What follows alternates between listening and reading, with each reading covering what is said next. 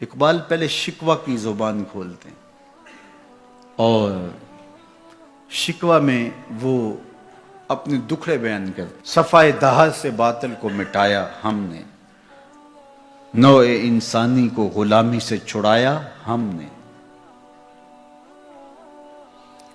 تیرے کعبے کو جبینوں سے بسایا ہم نے، تیرے قرآن کو سینوں سے لگایا ہم نے، پھر بھی ہم سے گلہ ہے کہ وفادار نہیں.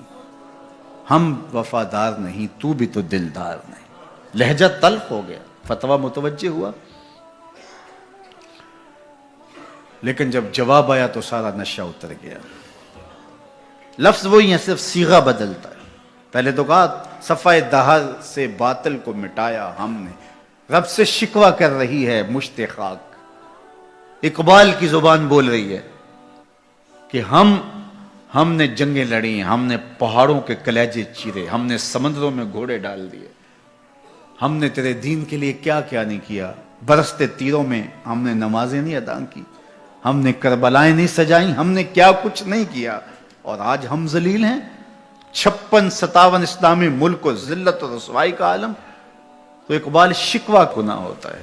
صفائے دہر سے باطل کو مٹایا ہم نے، نوع انسانی کو غلامی سے چھڑایا ہم نے، تیرے کعبے کو جبینوں سے بسایا ہم نے، تیرے قرآن کو سینوں سے لگایا ہم نے، پھر بھی ہم سے گلہ ہے کہ وفادار نہیں. ہم وفادار نہیں، تو بھی تو دلدار نہیں. اب جواب سنیے. جواب اب ادھر سے آتا ہے، لہجہ اقبال کا ہے، وہی لفظ ہے، صرف صیغہ بدلتا ہے. آواز آ رہی ہے. صفائے دہر سے باطل کو مٹایا کس نے، نوع انسانی کو غلامی سے چھڑایا کس نے، میرے کعبے کو جبینوں سے بسایا کس نے، میرے قرآن کو سینوں سے لگایا کس نے. تھے تو آبا وہ تمہارے ہی مگر تم کیا ہو، تھے تو آبا وہ تمہارے ہی مگر تم کیا ہو. ہاتھ پہ ہاتھ دھرے منتظر فردا ہو، ہر کوئی مست مئے ذوق تن آسانی ہے. تم مسلمان ہو یہ انداز مسلمانی، حیدری فقر ہے نئے دولت عثمانی ہے. تم کو اسلاف سے کیا نسبت روحانی ہے، وہ معزز تھے زمانے میں مسلمان ہو کر، تم خار ہوئے تارک قرآن ہو کر. ہاں، تم نے قرآن کو چھوڑ دیا ہوا ہے، عملاً چھوڑ دیا ہوا ہے. تم نے غلافوں میں لپیٹ کے تو رکھا، خوشبو تو اچھی سے اچھی لگائی، اونچے طاق پہ تم نے قرآن کو سجایا.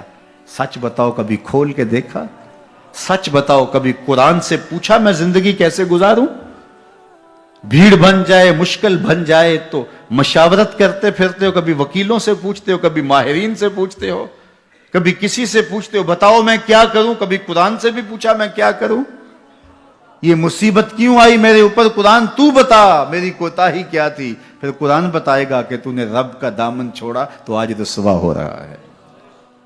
وَأَنْتُمُ الْعَالَوْنَ إِن كُنْتُم مُؤْمِنِينَ. آجا حضور کا غلام ہو جا، آج اس سے سر پہ عزتوں کا تاج رکھ دیتے ہیں.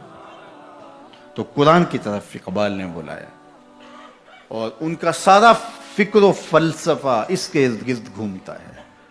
بلکہ میں آپ کو ایک بات بتاؤں، یہ کسی نے نہیں کہی، یہ کتنی بڑی بات ہے. اقبال نے کہا کہ اگر میں نے قرآن کی تعلیمات سے ہٹ کے ایک حرف بھی کہا ہو تو قیامت کے دن حضور کے قدموں کا بوسہ نصیب نہ ہو. حضور مجھے آپ کے قدموں کا بوسہ نصیب نہ ہو اگر آپ کے سینے پہ اتری ہوئی کتاب سے ہٹ کے کچھ کہا ہو. یہ اقبال ہی کہہ سکتے ہیں. تو ساری زندگی اقبال کی فکر کا محور قرآن رہا. اس کتاب سے جڑو گے تو زندگی پا جاؤ.